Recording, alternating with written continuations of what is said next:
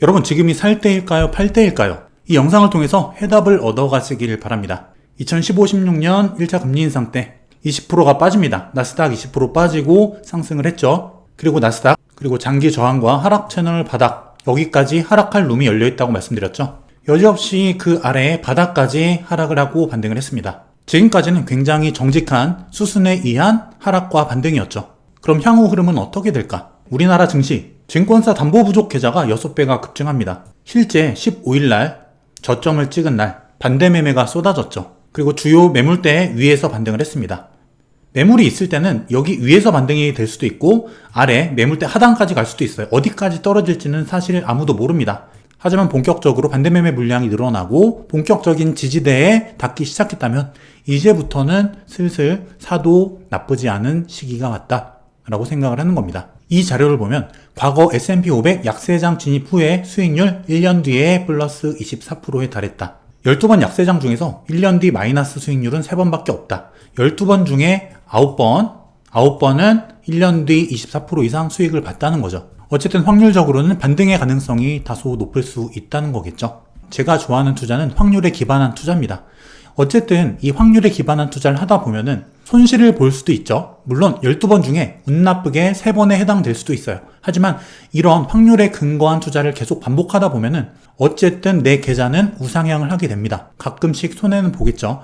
하지만 이 확률이 높은 투자를 반복하게 되면 무조건 수익이 난다는 거예요. 그리고 여러분들께서 지금 생각해 보셔야 될 부분을 제가 한 가지 말씀을 드릴게요. 사람들은 숲 안에 있을 때는 그 숲 자체를 보지 못합니다. 내가 속해 있는 그 나무, 내 눈앞에 있는 나무와 숲을 그것밖에 못 봐요. 내가 이 숲 한가운데서 지금 어느 위치에 와 있는지 어떤 단계인지 모른다는 거죠. 객관적으로 나를 보지 못한다는 겁니다. 그게 왜 그럴까요? 바로 두려움과 공포, 본능, 심리 때문에 그런 거예요. 이게 바로 개미의 심리입니다. 상단과 하단이 있어요. 내가 바닥에서 사고 꼭지에서 팔 수 없다면 하단에 사서 상단에 파는 이런 매매를 해야 되겠죠. 그럼 지금이 하단의 위치에 있을까요? 상단의 위치에 있을까요? 지금이 살 때일까요? 팔 때일까요? 이분법적으로 한번 여러분들께서 생각을 해보시기 바랍니다. 우리가 공포에 질려서 아무것도 보지 못할 때, 손절의 욕구를 느끼고 있을 때, 공포가 극한에 다다랐을 때, 이때는 오히려 살 때입니다. 하지만 이 공포가 해소가 되고 내가 레버리지, 대출을 껴서 더 많은 돈을 연끌해서 자산 혹은 주식을 사고 싶어요.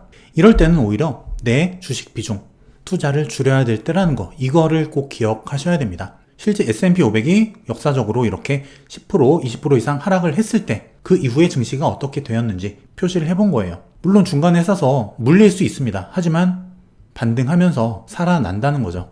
여러분, 이 2008년 글로벌 금융위기 지수가 58%가 빠져요. 이때 공포가 얼마나 엄청났을까요? 지금보다 훨씬 더 했죠. 지금은 24%밖에 안 빠졌어요. 이때 주식을 사야 되겠다고 생각할 수가 있었을까요? 그래, 여기까진 사야 돼 하다가 사야 된다는 소리가 쏙 들어갑니다. 내려갈수록 세상이 망하는 줄 알았겠죠. 하지만 결국 증시는 살아났다는 거예요. 이런 금융위기, 금융기관이 망가지는 시스템적 위기가 왔을 때도 결국에는 그 이상 살아났다는 거죠. 하지만 제가 드리는 말씀은 지금이 바닥이다, 지금 사라, 매수해라, 이 말씀을 드리는 게 아니에요. 가장 중요한 건 뭐냐면 우리의 투자 스타일, 단기 투자자인가, 중기 투자자인가, 장기 투자자인가, 내 자금의 성격, 장기 투자할 수 있는 자금인지, 내 투자 스타일과 투자 기간, 정립하는 게 먼저라는 거예요. 사람마다 상황이 다 다릅니다. 투자 전략도 다 달라질 수밖에 없다는 거죠. 나스닥 차트를 좀 더 확대를 해볼게요. 지금 이 아래에 나스닥 주봉인데요. 여기서 반등을 일단 해줬죠. 근데 이게 이렇게 가지 않더라도 갔다가 물론 떨어질 수 있어요.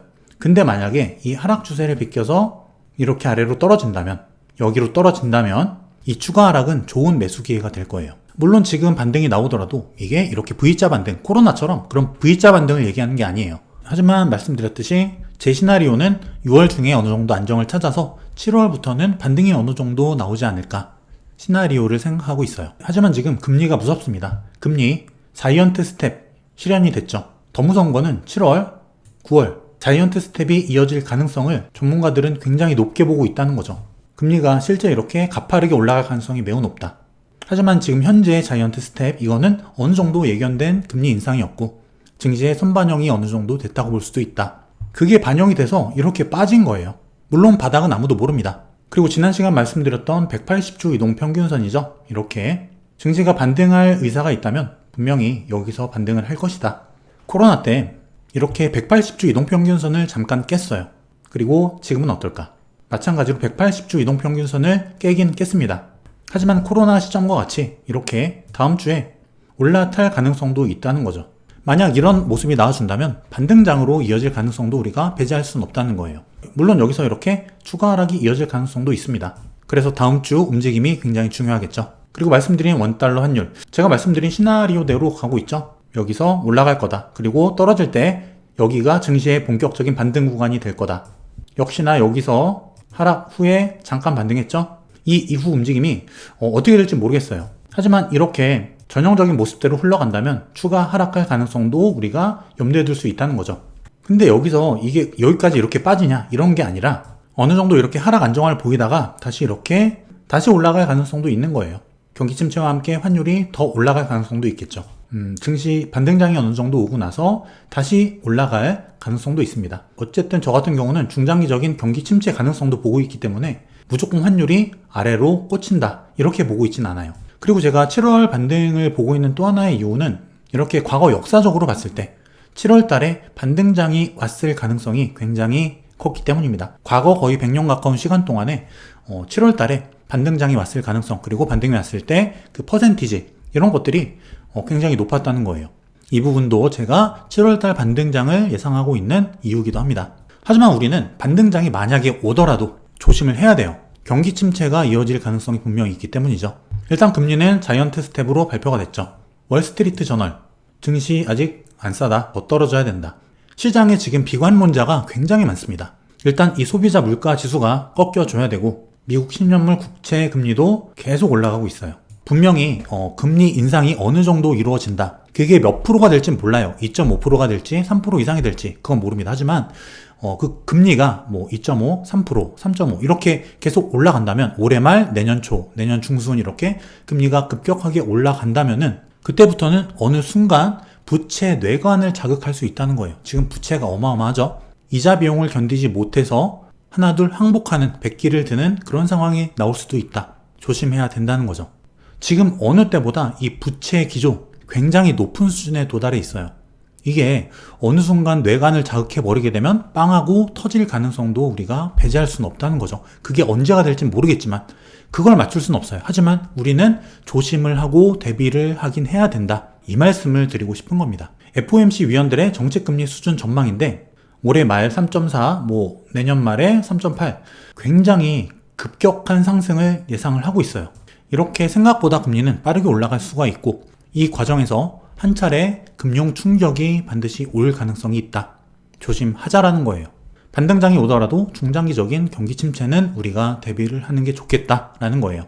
게다가 지금 경기 침체의 근거가 될 수 있는 이 장단기 금리차 역전, 경제 위기의 전조 현상이었죠. 그리고 이 반등 기조가 어느 정도 나올 수 있다고 생각하는 근거 중에 하나도 이렇게 장단기 금리차가 역전된 이후에는 어느 정도 안정적인 상승이 꼭 나왔었단 말이에요. 그렇다면은 지금 이 반등장이 한번 나와줄 수 있다. 그리고 반등장 이후에 경기 침체가 한번 올 가능성이 있다.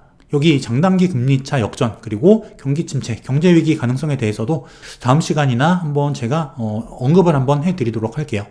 그럼 지금 가장 현명한 투자 전략은 어떤 걸까?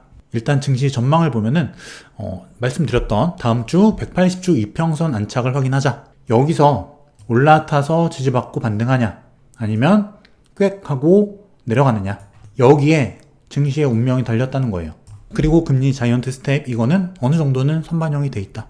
물론 지난번도 그렇고 선반영 돼 있다는 이유로 잠깐 FOMC 회의 이후에 반등은 했지만 다시 꺾이는 모습을 가끔씩 보여줬죠. 지금 여기가 바닥이라고 단정 지을 수는 없어요. 하지만 어느 정도 기본적인 리스크는 반영이 됐을 수 있다.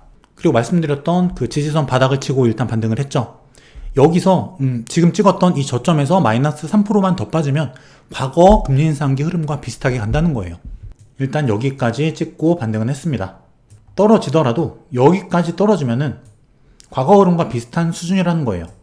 제 생각으로는 여기까지 떨어져 준다면 좋은 기회가 될 것이다. 좋은 매수 기회다 라고 생각을 하고 있습니다. 그리고 투자 전략, 우리는 중장기적인 전략을 가져갈 필요가 있습니다. 처음에 말씀드렸죠. S&P 500이 이렇게 빠졌을 경우 1년 뒤 수익률 보통 플러스 20% 이상이었다. 물론 하락할 때도 있었지만 지금이 팔 때인가 살 때인가 이분법적으로 그냥 생각을 한번 해보는 것도 좋은 방법이 될 수 있어요. 본능을 역행하기가 절대 쉽진 않아요. 물론 여기서 지수가 폭락을 할 수도 있어요. 패닉셀이 한번 더 올 수도 있습니다. 하지만 내가 중장기적으로 버틸 수 있는 사람이라면 대출이 과다하지 않고 좋은 기업을 사서 선점을 해두고 그냥 묻어두고 가는 전략을 쓰고 있다면 지금이 과연 손절할 때인지 아니면 중장기적으로 조금씩 더 모아갈 때인지 이거는 한번 곰곰이 우리가 생각을 해볼 필요는 있을 거라는 거예요. 그리고 지난 시간에도 말씀드렸듯이 내가 보수주의자다, 안전주의다 라고 한다면 지금 사는 것보다는 증시가 위에 안전한 구간까지 반등해서 안착하면 그때 사도 늦지 않다고 말씀드렸죠. 일단 다음 주 180주 이평선을 지지하는지 이걸 잘 봐야 될 것이고 지난 시간에도 말씀드렸던 코스피와 나스닥의 저항을 돌파하면 그때 사도 된다. 나스닥 같은 경우는 여기, 코스피 같은 경우는 여기였죠. 그래서 6월 중 시장 안정을 기대해 보자는 거예요. 지금 공포에 사로잡혀서 많이 힘드실 거예요. 저 또한 사람이기 때문에 이 본능 그리고 저의 심리 이걸 이기는 게 굉장히 힘들어요. 하지만 큰 그림, 나무가 아니라 숲을 우리가 본다면은 분명히 좋은 기회가 될 시기도 올 것이다. 그리고 무조건 폭락만 오는 시장도 없다. 이거를 꼭 기억하시기 바랍니다. 다음 시간에는 경기 침체 가능성에 대해서 한번 알아보는 시간을 가져볼게요. 긴 시간 봐주셔서 감사드리고요. 다음 시간에 뵙겠습니다. 감사합니다.